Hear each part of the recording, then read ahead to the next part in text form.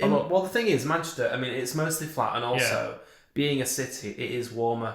I don't know how it works, right? Because I don't get it. But in cities, it is harder for snow to stick. There's more traffic moving, more people walking, and there's just a heat. There's like the base temperature is like 1 or 2 degrees warmer than in a rural area. Yeah. You know, just because you've got more density and more emissions and that kind of thing. So more everything. Yeah. So I've never seen a great box in Manchester, but to be fair, I've never really looked.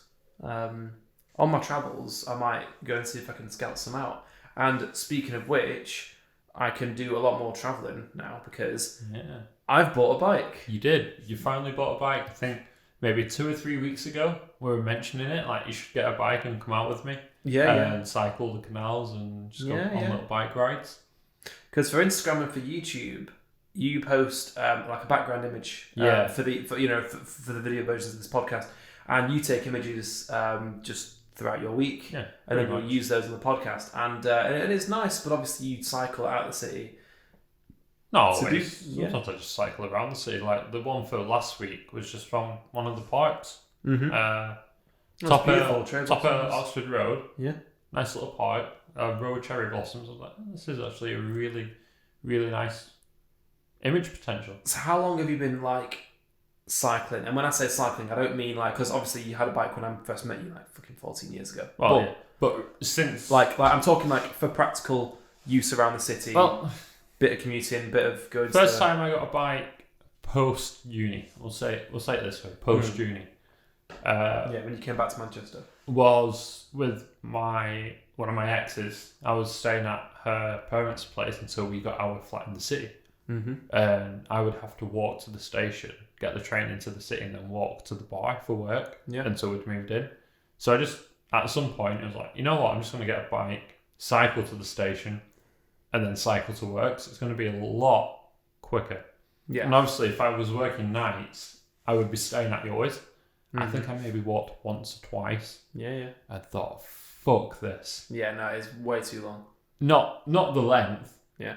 The fucking sketchiness of it. Yeah, that's true, because you got to think about that when it's like 2, 3 in the morning, you know? So I was like, fuck this, and I bought a bike. I love that. So that was your solution, right? That was my first bike.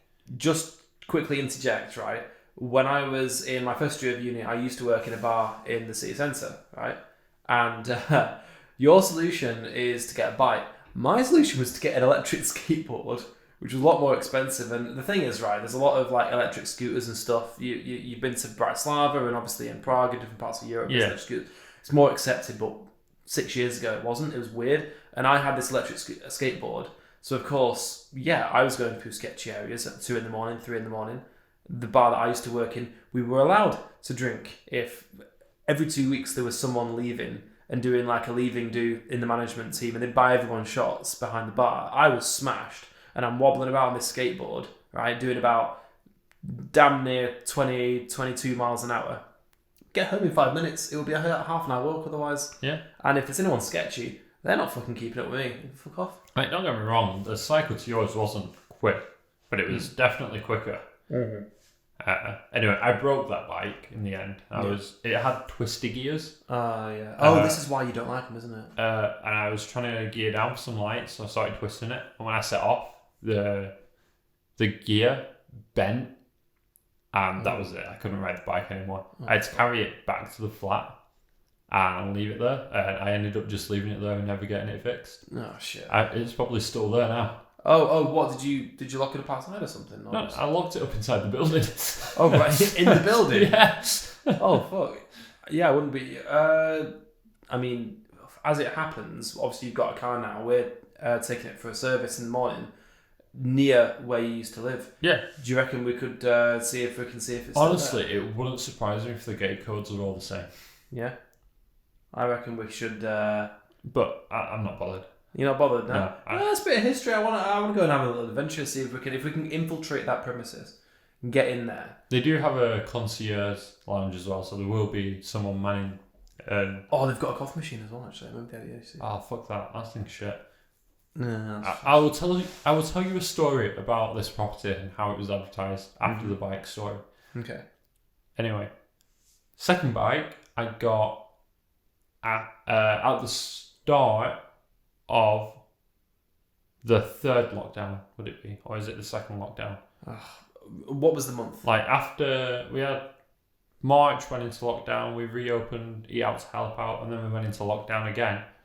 That's when I bought the bike. Okay. Yeah. Yeah. So what around October? Yeah, October. Like September, October time. Yeah. A really lovely Carrera bike, a Carrera Hellcat. Fucking loved it. It was beautiful. And I locked it up outside where we've got the bike storage. Yeah. I was like, fuck it. There's CCTV. It's a bike storage. I'll lock it up here. Mm-hmm. And 2 weeks later, someone had nicked it. I mean, it's annoying because you shouldn't have to consider that. You know, Yeah. we've got proper bikes, not proper bike storage. They're just like locks outside. Oh, that's what bike storage is. It's Well, yeah, but they should have had. I mean, like the one I've got in work, it's like an actual shed. It's like an outhouse type thing with a fob access. At least it's a deterrent. yeah. But I mean, That's the point. The CCTV was a deterrent, and I relied on that aspect to keep my bike They outside. probably waved at the camera as they took it. It wouldn't surprise me. No, Anyway, there's a real bike theft issue in the city. yeah, I reported it to the police, and they were like, "Yeah, we don't have time to look through 2 days of footage." I'm like, all you do is skip an hour at a time and find what hour the bike disappears. And then just go back. You've narrowed it down. It takes a minute. Literally, like, do these people, like, obviously we both know how to edit videos. We understand the concept of fucking seeking and skipping. Like, You don't have to fucking watch 48 hours of footage. is that genuinely what they would have done? Probably. I would be surprised. Fucking stupid. I was speaking to someone today, or recently, about how Manchester police just don't give a shit about bike theft. It's such a massive problem that they do not have the resource to deal with it.